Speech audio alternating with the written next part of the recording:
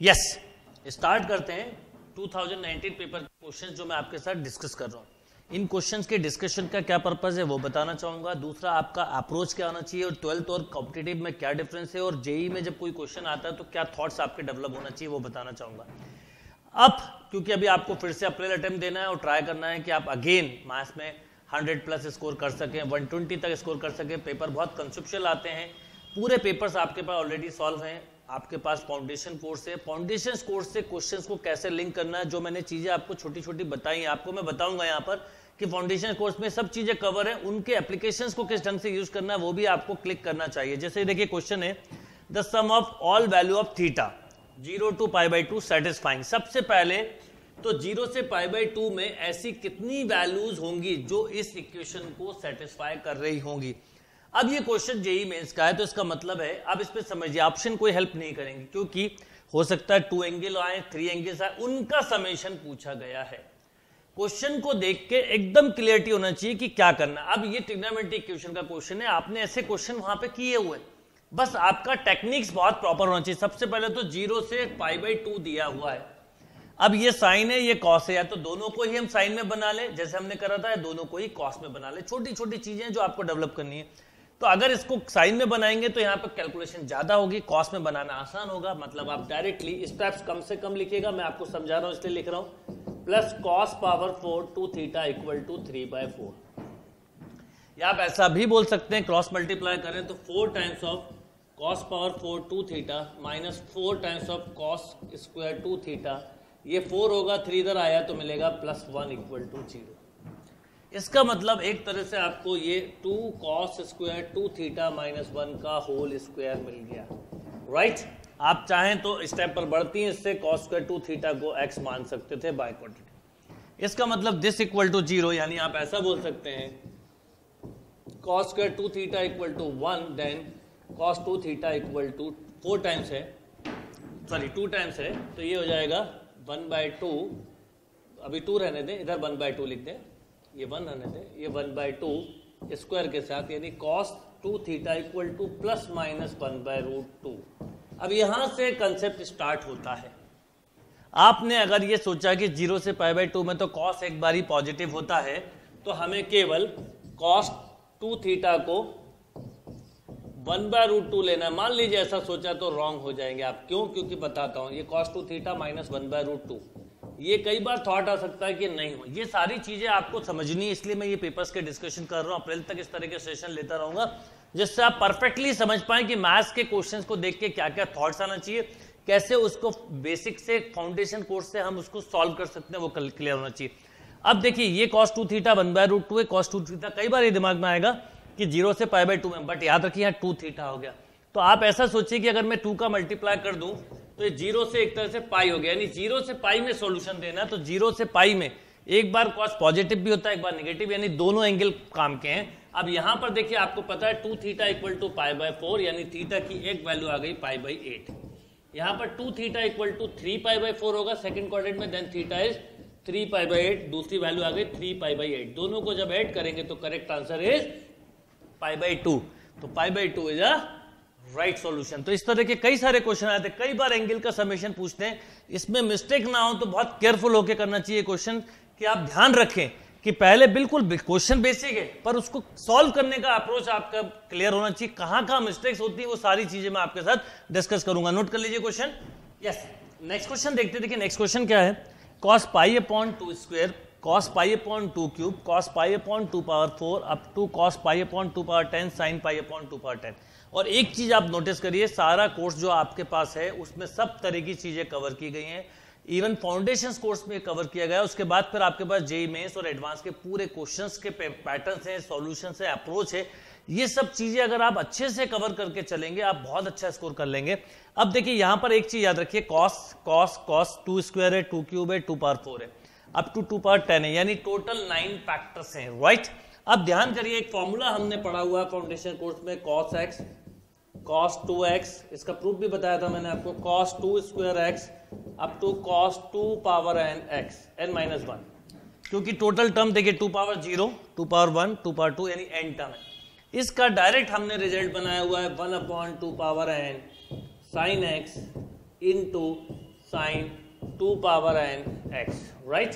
और अगर आपको ध्यान हो तो इस क्वेश्चन का प्रूफ भी बहुत सिंपल होता है, साइन x का मल्टीप्लाई करो, साइन x का डिवाइड करो, 2 का मल्टीप्लाई 2 का डिवाइड, ये बनता है sign 2x, then again in दोनों में 2 का मल्टीप्लाई 2 का डिवाइड, और इस तरह से हम एंड तक जाते हैं। अब देखिए इस क्वेश्चन की ब्यूटी ये है कि इसमें ऑलरेडी साइन दिया, यानी मल्टीप्लाई डिवाइड नहीं करना, और टोटल कितने फैक्टर्स हैं 9, इसका मतलब 1/2 पावर 9 होगा, और साथ में साइन आएगा, पर साइन कहीं नहीं दिया, 1/2 पावर 9 इज 5/2, आपको यही आंसर क्लिक कर गया। बाकी आप मेथड से चलेंगे तो देखिए क्या होगा जब आप इन दोनों को एक साथ लेंगे, 2 का मल्टीप्लाई 2 का डिवाइड किया, क्वेश्चन पेपर में वही कम से कम लिखना है, तो देखिए ये हो गया 2 times of sine 2 pi power 10, right. जिसको आप जब सॉल्व करेंगे 2 तो नीचे आ जाएगा अपॉन में, तो ये ऐसा मिलेगा साइन पाई/2 पावर 9/2, फिर ये नेक्स्ट फैक्टर के साथ मल्टीप्लाई होगा, नेक्स्ट नेक्स्ट नेक्स्ट यहां तक जाएंगे, तो सबसे लास्ट के साथ जब आप लिखेंगे तो आप ऐसा लिखेंगे पाई 2 पाई/2 स्क्वायर, राइट। एक कैंसिल तो बचेगा साइन पाई/2, और नीचे 2 पावर 9, क्योंकि 9 टाइम 2 का मल्टीप्लाई करेंगे, इज मीन्स कि ये 1 हो गया, 2 पावर 9 इज 5/2। यानी अगर आप कंसेप्चुअली अगर अच्छे से पढ़ाई कर रहे हैं तो आपको फिर बोलूंगा मैं कि बहुत ज्यादा गाइड सॉल्व नहीं करनी, कंफ्यूज होने की जरूरत नहीं है। कई बार ये मैंने बहुत कॉमन अभी मेरे पास प्रॉब्लम्स आई, कई जो नए बच्चे जुड़े कि सर हमने जो मटेरियल सॉल्व किया था या जो क्वेश्चंस उसमें हमारी परफॉर्मेंस नहीं आती थी, इससे बहुत मोरल डाउन था, पर पेपर आने के बाद लगा कि अगर हम पॉजिटिवली या फाउंडेशन स्ट्रॉन्ग करते तो बहुत अच्छा होता है। इसीलिए मैं इस तरह के सेशन आपके साथ लेना चाहता हूं, जो लोग नए गुरुकुल से जुड़ रहे हैं एमपीटेस, कि आप समझिए कि आपको जेई का एग्जाम क्वालिफाई करना है, और जेई का मेंस का आप 2002 से लेके आज तक या एडवांस के पेपर्स को देखें, उनको समझें कि वो क्या आपसे पूछना चाहते हैं, उस पैटर्न को अगर आपने कैच करके पढ़ाई करना चालू किया तो आप बहुत अच्छा स्कोर करेंगे। तो टफ क्वेश्चन नहीं, कंसेप्चुअल क्वेश्चन करना चालू करें, अपने आप आपको सब चीजें बनने लगेंगी। याद रखिए 12th फाउंडेशन 11th फाउंडेशन बहुत स्ट्रॉन्ग करें, फिर क्वेश्चन के पैटर्न को समझो। कॉम्पिटिटिव में सॉल्विंग अप्रोच अलग होती है, क्वेश्चन टेक्निक्स आपको डेवलप करनी है, वो चीजें अगर आपने डेवलप कर ली तो आप स्कोर कर सकते हैं। नोट कर लीजिए क्वेश्चन को। यस, नेक्स्ट क्वेश्चन देखते। देखिए नेक्स्ट क्वेश्चन क्या है। नेक्स्ट क्वेश्चन है the value of cot n equal to 1 to 19 summation cot inverse 1 plus p equal to 1 to n 2p is. अब देखिए क्वेश्चन देखने में ऐसा लगेगा कि कोई काफी टाइम कंज्यूम करेगा। अब कैसे इस क्वेश्चन को सॉल्व करना चाहिए, एक तो 2 बार समेशन को यूज किया गया है, एक कॉट इनवर्स है, यहाँ पे कॉट है, और न्यूमरिक आंसर दिया, यानी कॉट इनवर्स की बेसिक प्रॉपर्टी लगने वाली। अब देखिए सबसे पहले समझिए, क्वेश्चन को देख के आपको पैनिक नहीं होना बल्कि समझना है कॉट इनवर्स 1 प्लस, अगर मैं इसमें ये 1 to 2n है तो अगर मैं 1 रखूंगा तो क्या मिलेगा 2 रखूंगा तो 4, 3 रखूंगा तो 6, अप टू n रखूंगा तो 2n, राइट। ये ऐसा है और ये ब्रैकेट क्लोज हो गया। अब समझिए कि ये 2 से लेके 2n टर्म तक है। अब आपको पता है इवन टर्म के n टर्म का समेशन होता है n इंटू n प्लस 1, पर कई बार आपको छोटी छोटी मिस्टेक्स या कंफ्यूज हो सकते हैं। सबसे पहले देखिए नंबर ऑफ टर्म n है 1 to n, और n टर्म के इवन का समेशन होता है n इंटू n प्लस 1। पर मान लो आपको कोई कंफ्यूजन होता है तो आप ऐसे सोचिए कि अगर मैं इसमें से 2 कॉमन ले लूं तो कुछ ऐसा मिलेगा 1 2 3। अब ये सिग्मा n है। अब ये छोटी छोटी चीजें अगर आपको क्लियर नहीं है, इनके लिए आपको सोचना पड़ता है, तो ऑब्वियसली आप बहुत टाइम लगा सकते हैं, इन्हीं चीजों पे वर्क करना है। तो ये हुआ n इंटू n प्लस 1। अब ये वही चीज है, देखिए डायरेक्ट भी लिख सकते थे आप, तो अब समझिए, इसलिए मैं बहुत आराम से आपको करवा रहा हूं। n equal to 1 to 19 cot inverse 1 plus n into n plus 1, right. अब एक सिग्मा नोटेशन खत्म भी हो गया, अब इस सिग्मा के साथ जाएंगे, बट ये कॉट है, आपको पता है ये सारी चीजें अगर क्लियर होंगी तो कहीं दिक्कत नहीं। कॉट इनवर्स x होता है tan इनवर्स 1 बाय x। इसका मतलब ये हुआ कि मैं इसको ऐसा लिख सकता था, cot into summation n equal to 1 to 19 tan inverse 1/1 plus n into n plus 1, right.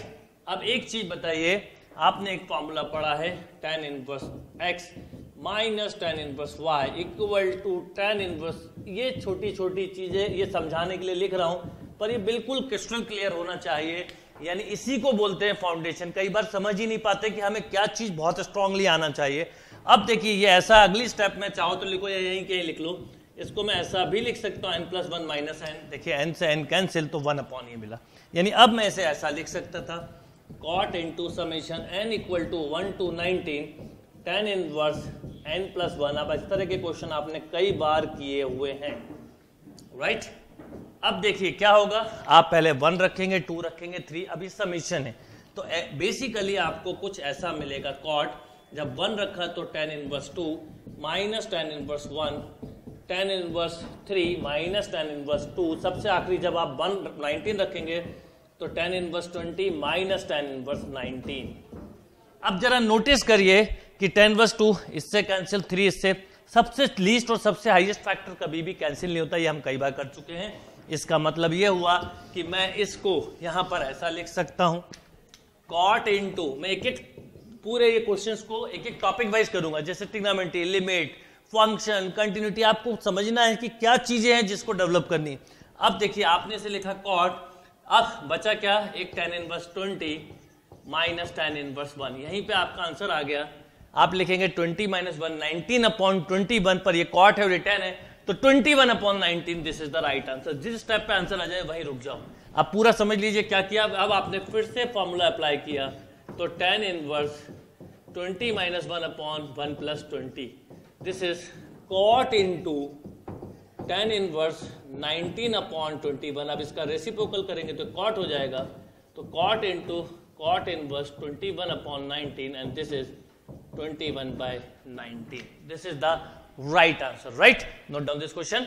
Yes, next question देखते थे कि प्रॉपर्टीज ऑफ ट्राइंगल का क्वेश्चन है। क्या क्वेश्चन है, in triangle ABC angle A plus angle B equal to 120 degree, A equal to √3 plus 1 upon √3 plus 1 और √3 minus 1, angle A and angle B का ratio पूछा है। क्वेश्चन बिल्कुल सिंपल है, साइन फॉर्मूला यूज कर लीजिए directly. Angle A plus B आपको पता है 120 है, देखिए साइन फॉर्मूला देखें तो sine A upon sine B equal to आपको पता है गिवन है ए बाय बी होता है। स्टेप्स कम से कम लिखना, देखिए मैं आपको समझा रहा हूँ इसलिए लिख रहा हूँ, और अभी भी मैं बोलूँगा वो सभी स्टूडेंट जो नए स्टूडेंट जुड़ते जा रहे हैं, घबराने की जरूरत नहीं, बहुत ही पॉजिटिव माइंड से कंसेप्चुअल पढ़ाई करना चालू करो। आप कोई भी एग्जाम हो आप बहुत अच्छा स्कोर कर सकते हैं।